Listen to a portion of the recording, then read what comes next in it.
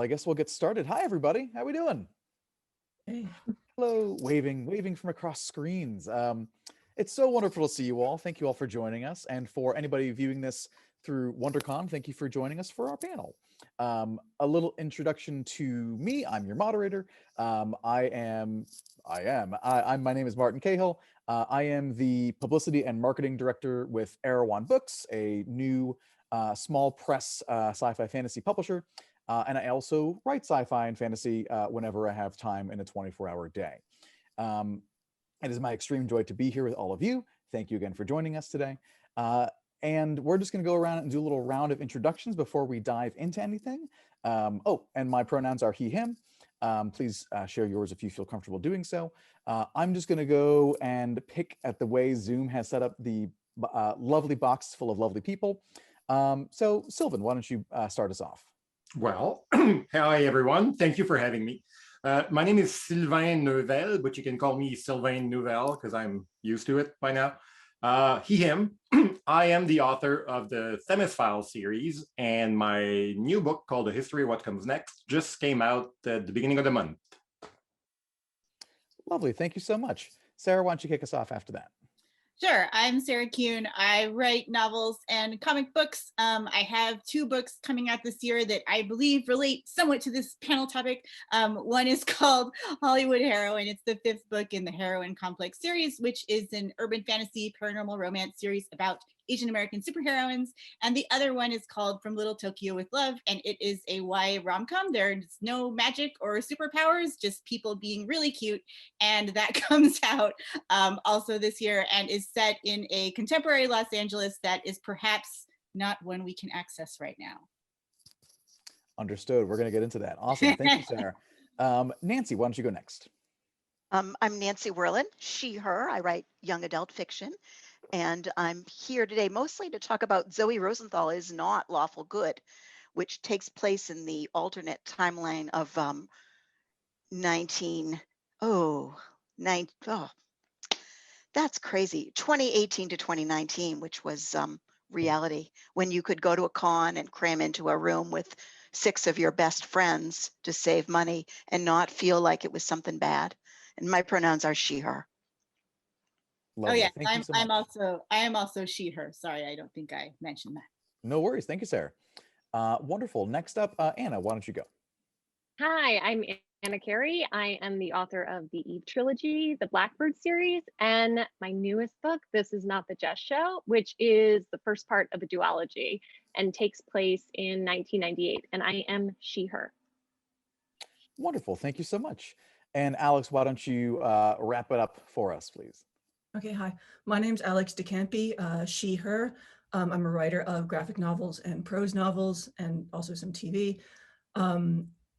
We're not actually here to talk about my alternate future sci-fi book, Maddie, with the director Duncan Jones, which is already out. We're talking instead about a different sort of alternate book, which is The Backups, which is a story about that comes out in April.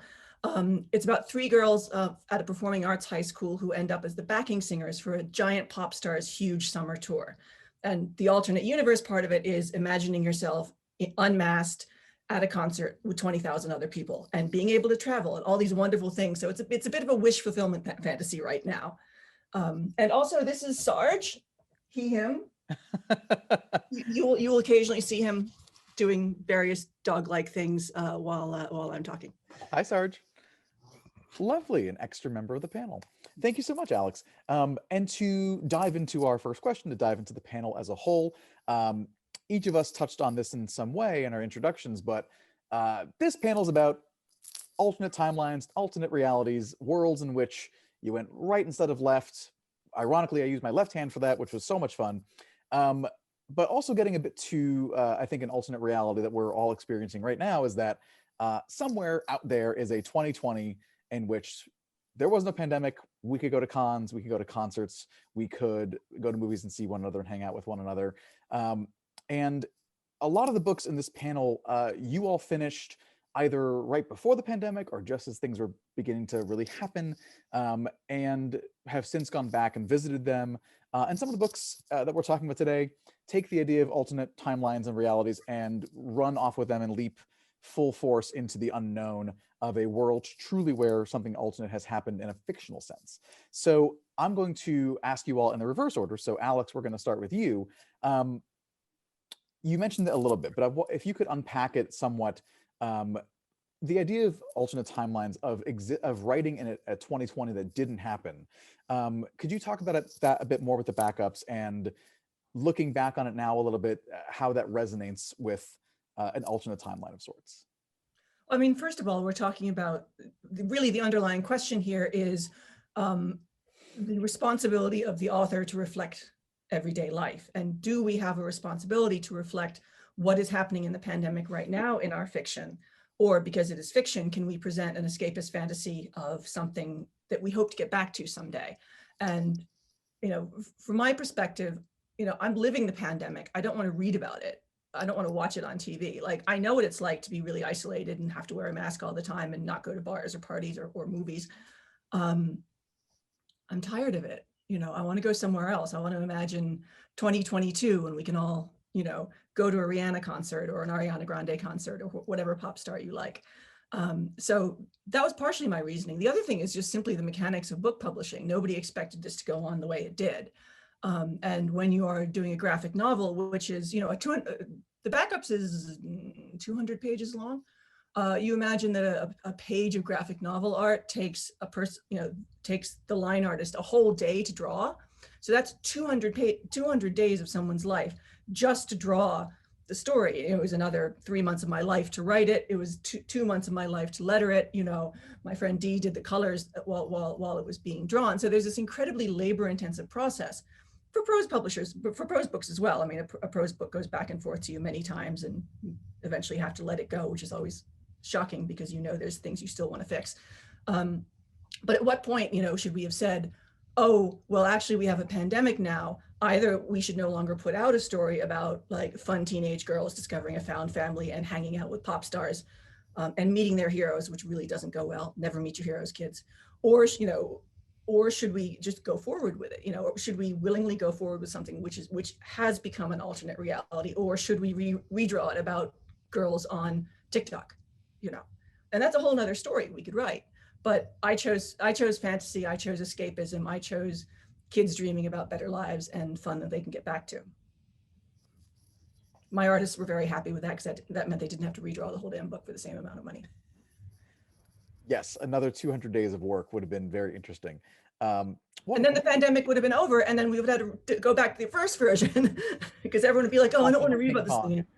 Yeah. Awesome. Thank you, Alex. Anna, why don't you talk next? It's always a little tricky to get that unmute going on. Mm-hmm. So This Is Not the Jess Show takes place in 1998. Jess is a junior in high school, but she's always had the gut feeling that something in her life is not quite right. One day, a small rectangular black object with an Apple logo on it falls out of her best friend's backpack, and it sends her into an existential crisis. So she goes on a quest to find out what that object is and the truth about her life and everyone in it.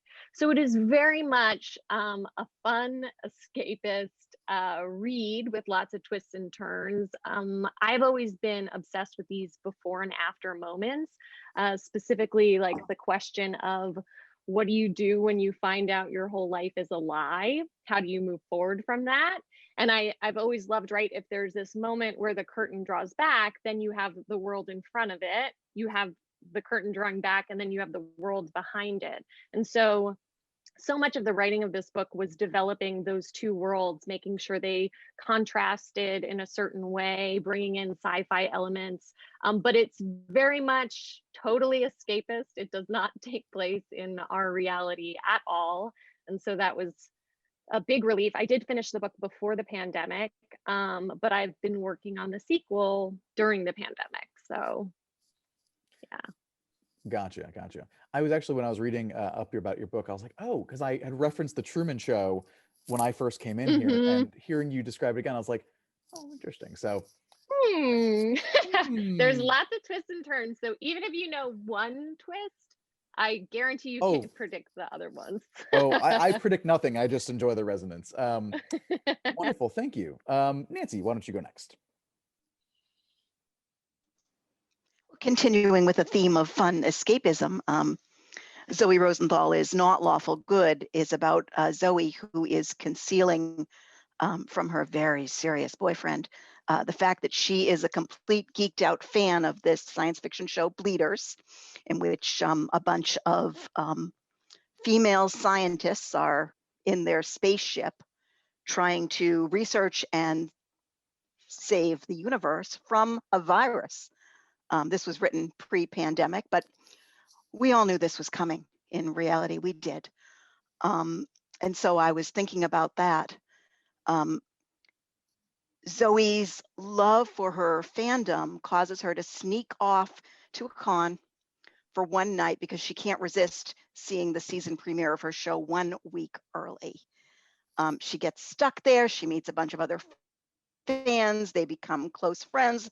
Their show Bleeders is about to be canceled, maybe, unless the fandom can do something. And pretty soon she's sneaking off once a month to another con in cosplay with her friends, all of whom are on a shoestring budget. So they are cramming into a hotel room together and hanging out together and enjoying themselves. Once the pandemic hit, the book was already in copy edits. We went back and put dates in of 2018 to 2019 as it takes place over an academic year, Zoe's senior year of high school, just to anchor the story. For me, that added a resonance because as the book ends September of 2019, Zoe and her friends are starting their freshman year of college. They're at Dragon Con. They're preparing to march in the parade. And they have no idea that it's all going to blow up in their faces.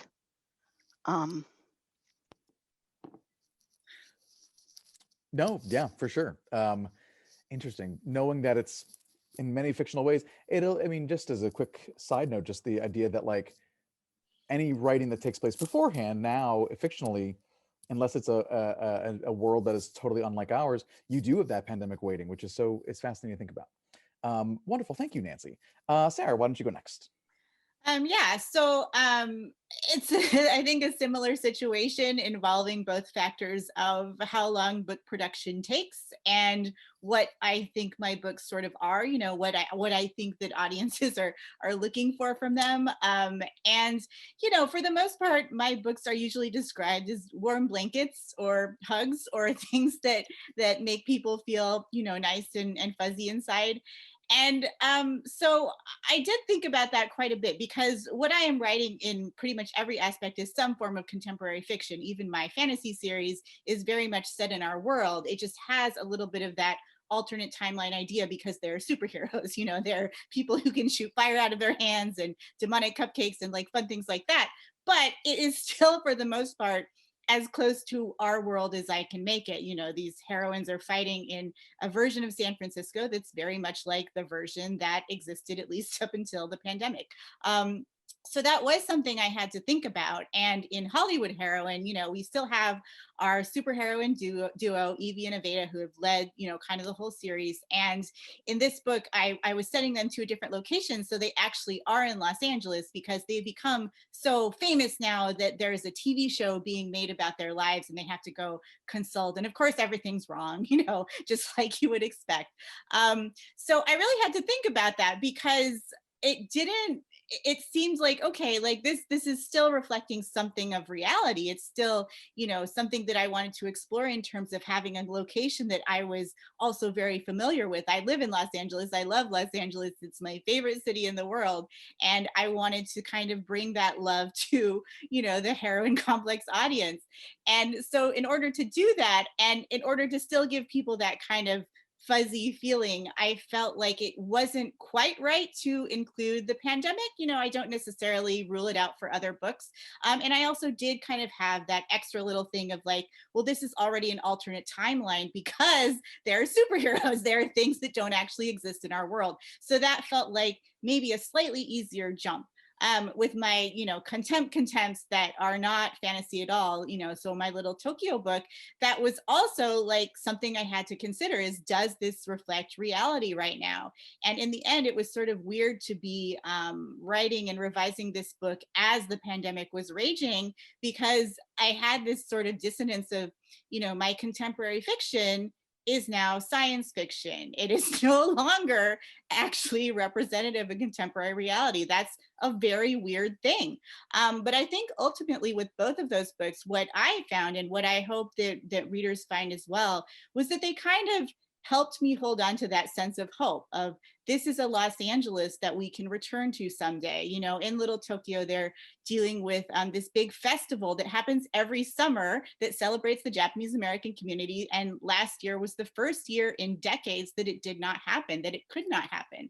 And so being able to write that and being able to write, all these like LA locations that I love in both books sort of gave me this feeling of, this is something that we will be able to experience again someday. And in the meantime, writing about it at least makes me feel like I'm experiencing it sort of virtually, as we are experiencing so many things right now. So that's, I guess, kind of like the way that I approached it. And, I think like we've kind of talked about, like, things might change as we go forward in writing more books set in contemporary worlds or alternate timelines, but at least that is where I landed on for now. Wonderful. I really appreciate that. You brought up an interesting point, which I'll throw at you later as a secret bonus question that I just thought of that I didn't prepare you for, but it's a lot of interesting stuff to think about. Thank you, Sarah. And then Sylvain, why don't you go?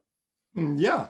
So History What Comes Next is the first of a series that features these really badass mother and daughter pairs who have been around for about 3,000 years, messing with history in all sorts of ways, trying to nudge us towards the stars before something terrible happens and we all die. And the first book follows Sarah and Mia, the 99th generation of these women. They call themselves the Kipsu, as they try to create, basically to start a space race. It takes place at the very end of the Second World War, so it starts in 1945, in the early days of the space race. And it's more of a secret history than an alternate history, because the result of all that nudging is the timeline that we know. So in terms of creating an alternate timeline, it's not the one that I put on the page. I sort of had to figure out what the world would be like without certain key events where I involved these fictional characters. And so based on that world, sort of figure out what they could do to make things the way they are now.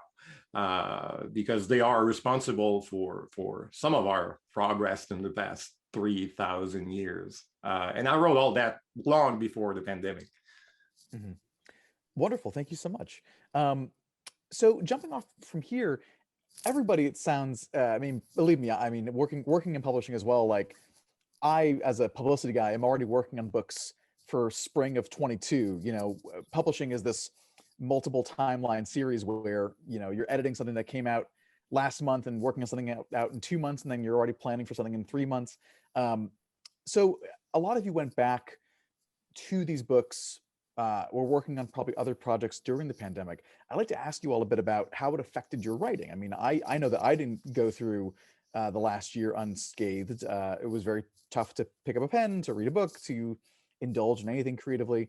And now I'm going to go random and ask folks randomly across the board. But Nancy, but also, first of all, like, is anyone choosing to write about the pandemic? Not only did it affect you and how you write, in terms of, like the isolation, everything like that, are you going to engage with the pandemic in future work, or are you planning to, or is it something you're just going to be like, nope, we're skipping this?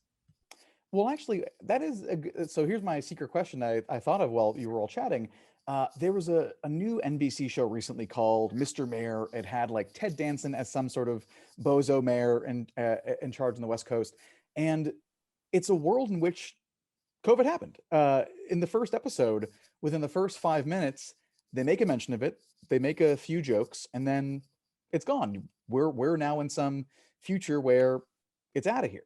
And I thought that was interesting because I didn't know if it was responsible or not of them to, I mean, when do you make light of something, which I think is a question everybody asks, not just comedians. When is a thing okay to joke about, or even to talk about? But the fact that they addressed it and then just said goodbye, and any ramifications, any impact of it, seemingly discarded with the joke or two.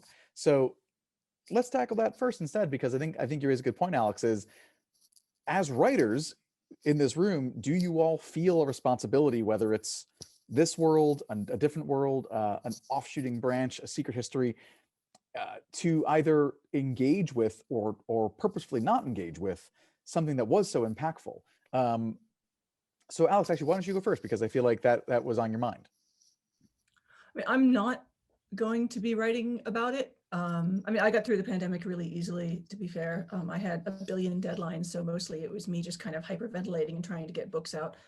You know, the only thing I'm doing that's pandemic related is I also like to write historical fiction and nonfiction as well.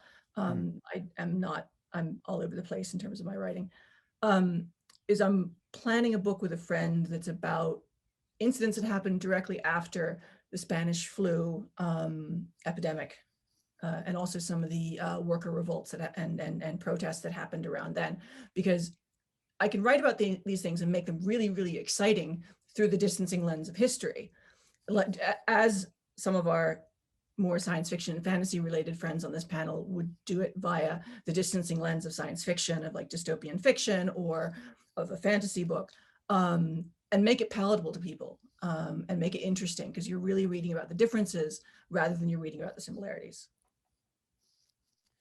Gotcha. Thank you. Sarah, why don't you go next? Sure. I mean, I think for me that it's kind of, TBD. Like, I'm not really sure. I feel like I like so many of us am still processing the pandemic as we are in the pandemic. It feels like it's kind of this everyday, like, it's so much for us to process just at a basic level. It's kind of hard for me to engage with it at a writing level, if that makes sense. I think that I do feel like I need some space from it, of this pandemic, and I need some space from each other before I can really properly write about it, because I feel like right now it would just be kind of like endless screaming for 300 pages. Like, I don't think anyone probably wants to read that. And we'll see what happens. I think that will be a question that I ask myself more in terms of my books that are, very contemporary, like kind of nothing else going on genre wise. But for my fantasy series, for Heroine Complex especially, I also feel like there's usually so much drama happening. They're always trying to save the world. There's always some monster that's like threatening them. In Hollywood Heroine, it is vampires, which is exciting because I always wanted to write a vampire book. And so I almost feel like the pandemic would be weirdly almost like a step too far. Like, it's almost like, well, they're already dealing with all of this stuff. Like, what would that do on top of it? And I think there is kind of this feeling that, like, I've already put those characters through so much that feels like excessively cruel. But I am interested in how people who create, especially stories set in contemporary times, are handling this right now. You mentioned Mr. Mayor, and like, I feel like there have also been a few TV shows that have tried to engage with it a little bit, whether that's just like, oh, now everybody in the background's wearing a mask. Now you notice there are fewer people in scenes.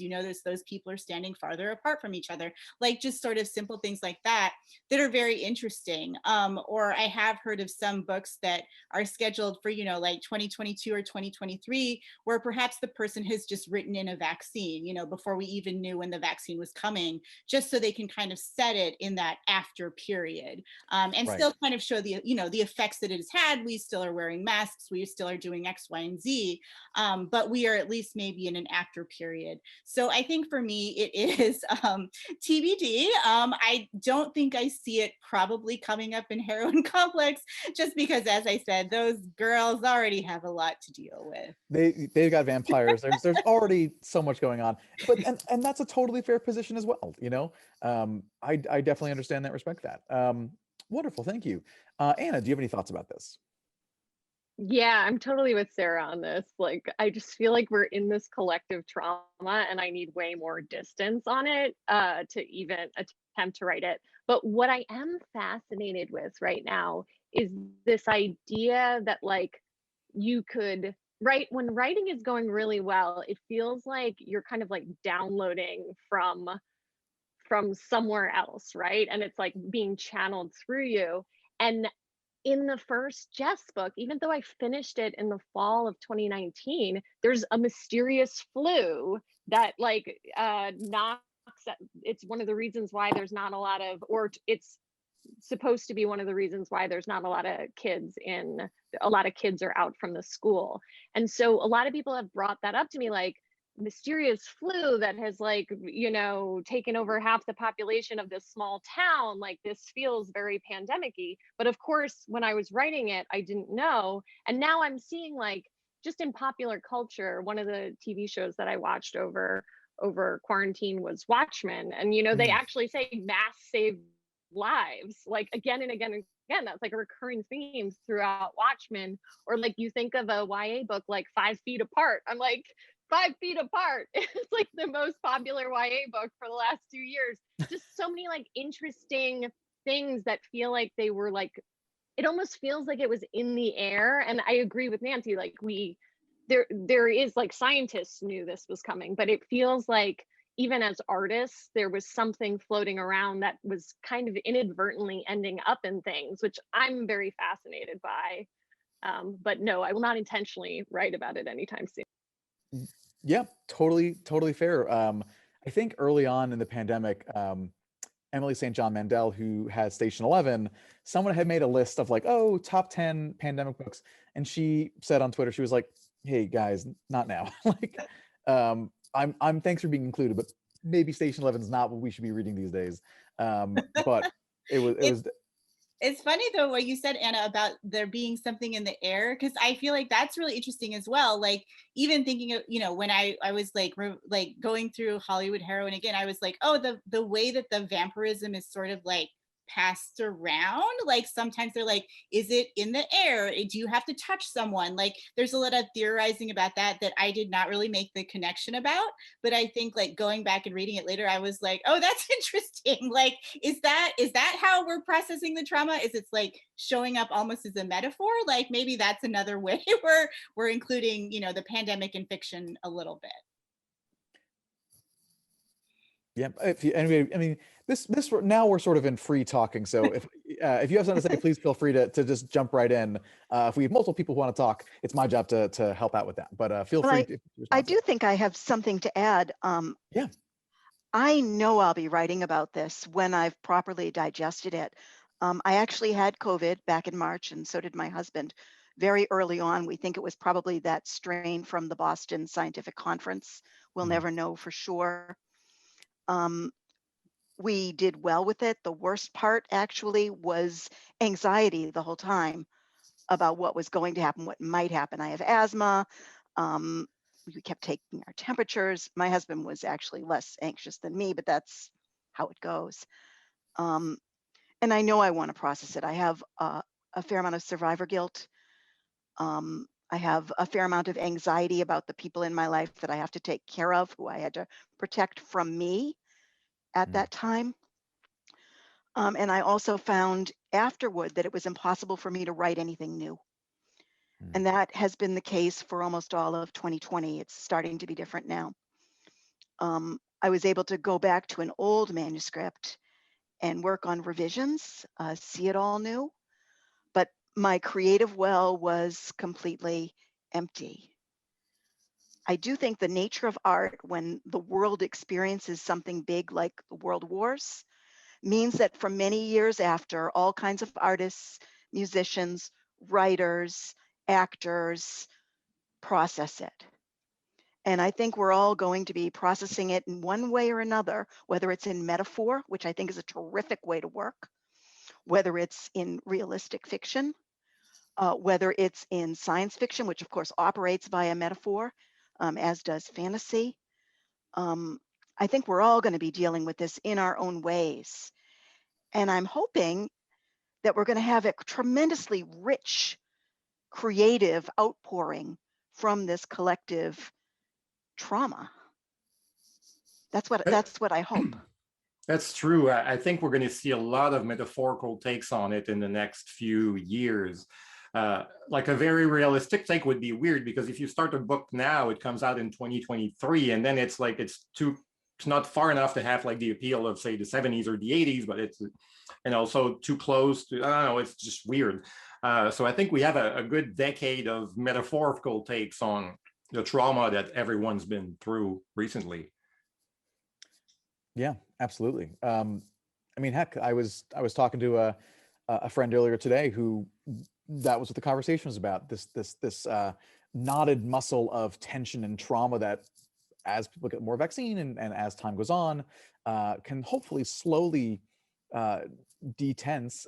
That's not a word, but the idea that like we'll have to unlearn a lot of the trauma and a lot of the trauma responses of the past year. It's going to be a work in progress for many years. I don't think we know yet fully how we feel or how we will feel. Yeah. And I don't know about the rest of you, but I sometimes don't know what I feel until I try writing about it. Mm-hmm. That's when I find the words. Anyone else have that experience? True, sometimes. Mm-hmm. I feel lucky because I so didn't want to address this, but the series I'm working on, every book is about a new generation of these mother and daughter. So the daughter in the first book is the mother in the second book, and so on. And so book 1 is in the 40s and 50s, book 2 in the 70s is in the 70s and 80s, and book 3 ends in 2005, roughly. So I just, yeah.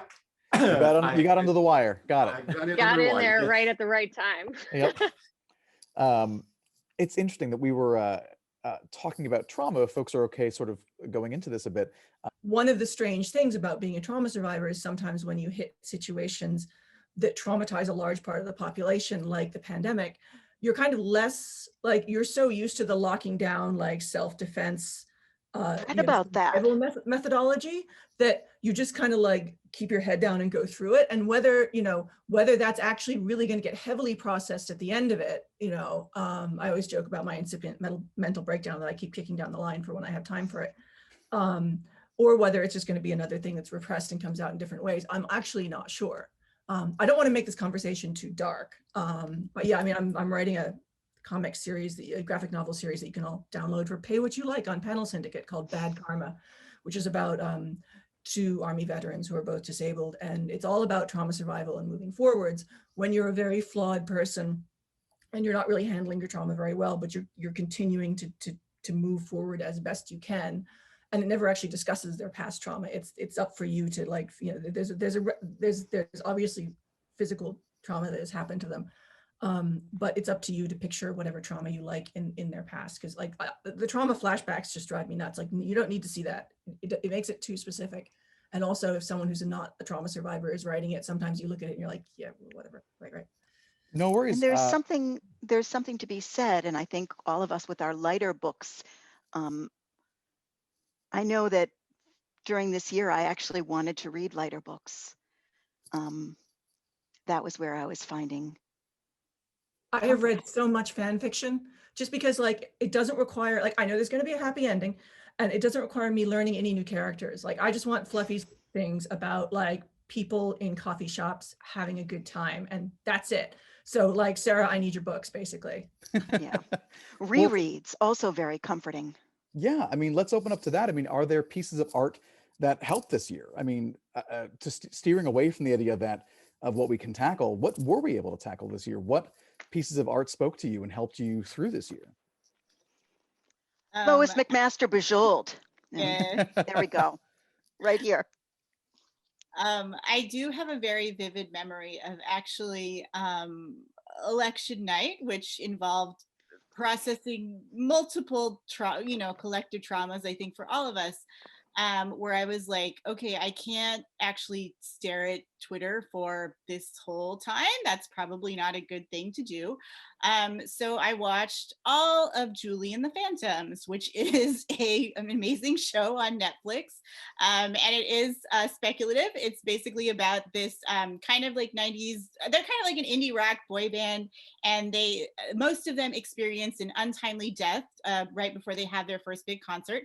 And they are later reincarnated as ghosts who visit a young woman who is having trouble reigniting her passion for music.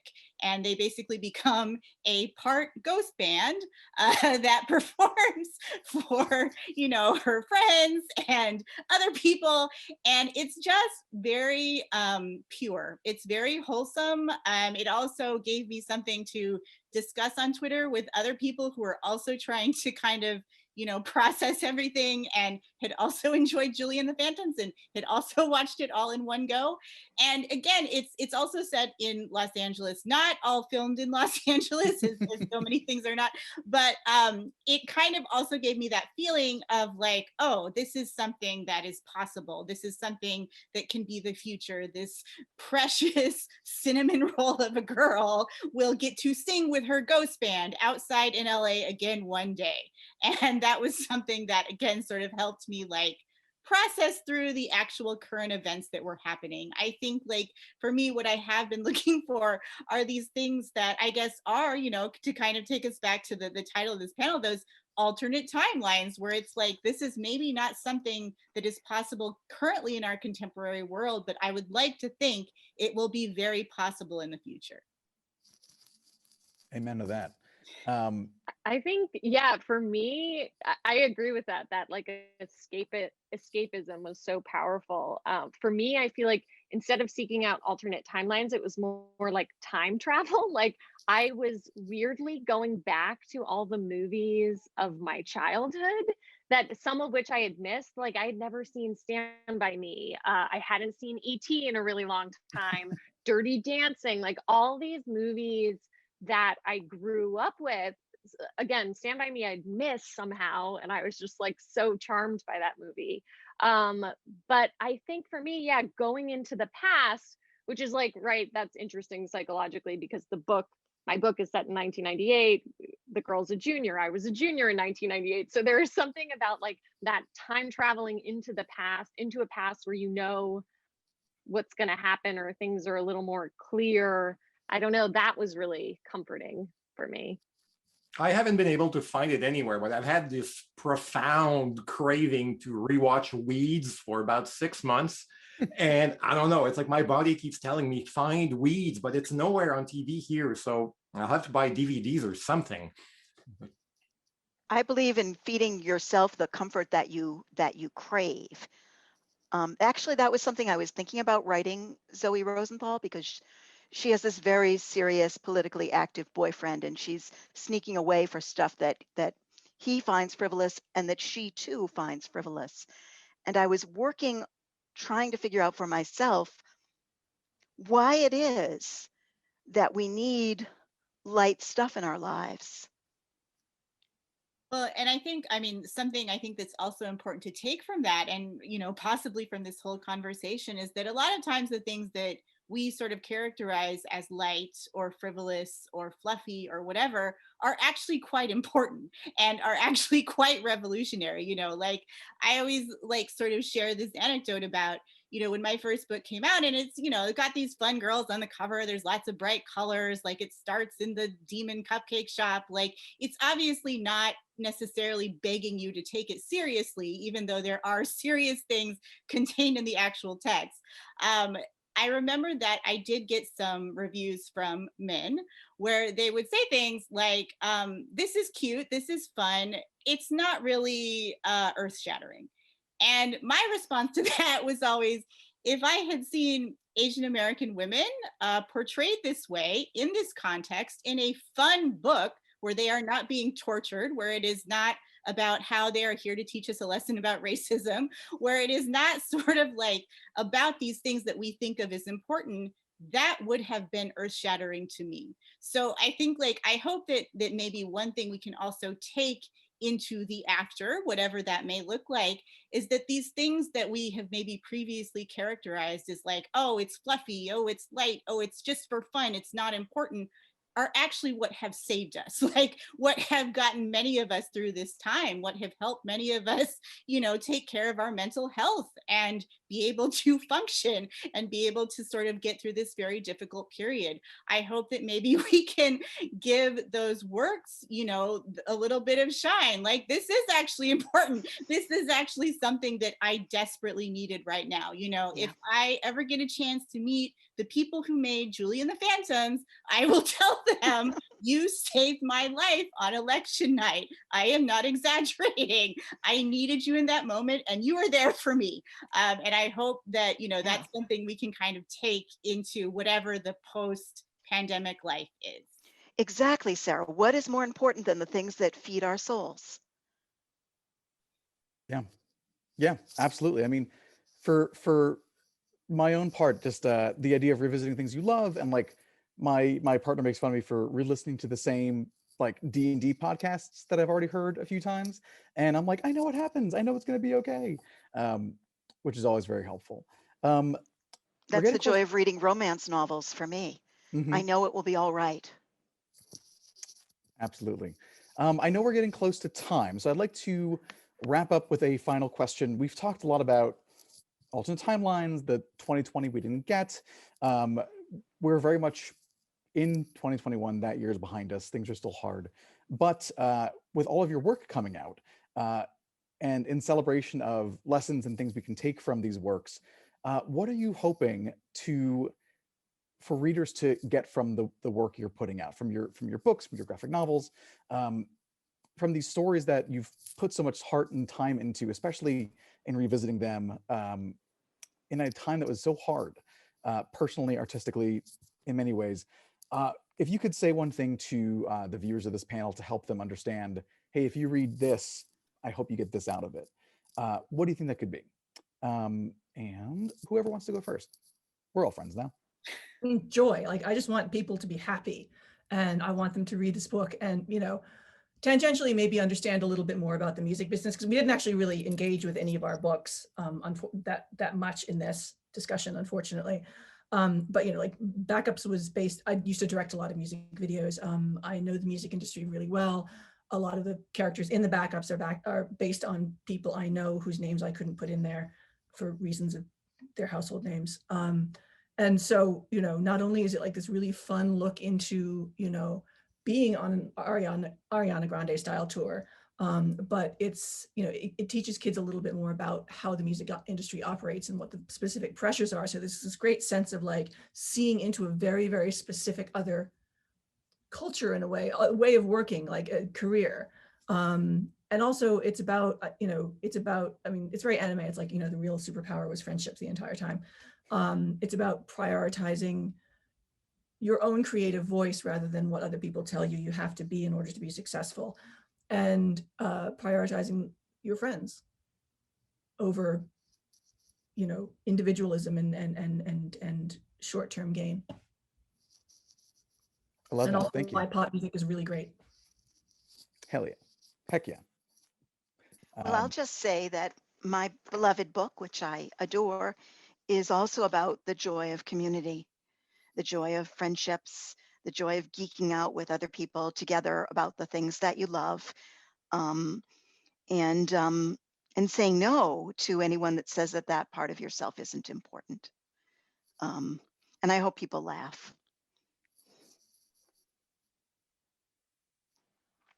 Awesome. Anyone else? I can. Sorry, this is fun of virtual panels where like no one talks and then everyone talks, and so much fun. I hope, I kind of just what I have said a couple times is that I hope that people take away the idea that there is an after, and that we can hope for that after, that even though things, and this is like kind of what the thing I kept saying to myself while I was writing both of these books was, this will be possible. Okay, maybe you won't have superpowers, but this will be possible again. This reality will be possible again. You know, everyone out there, you will get to go to your favorite restaurant. You will get to make out with the person you want to make out with. You will get to experience, you know, your favorite city in all of its glory and all of its color and all of its wonderfulness.